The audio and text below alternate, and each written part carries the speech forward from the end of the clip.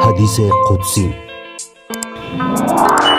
درباره پرستش، اعمال و دعا. پیامبر اکرم صلی الله علیه و آله فرمودند: خداوند عزوجل فرمود: ای فرزند آدم، 3 چیز هست، یکی خاص من، یکی خاص تو و یکی میان من و تو. اما آن که خاص من است، آن که مرا بپرستی و چیز را با من آن باز نکنی. اما آنچه خاص تو است، هرچه عمل کنی سزای تو دهم و اگر بیامرزم من آمرزگار رحیمم. اما آنچه میان من و تو است، از تو دعا کردن و خواستن و از من اجابت و عطا کردن است. نهج الفصاحه، حکایت 2080.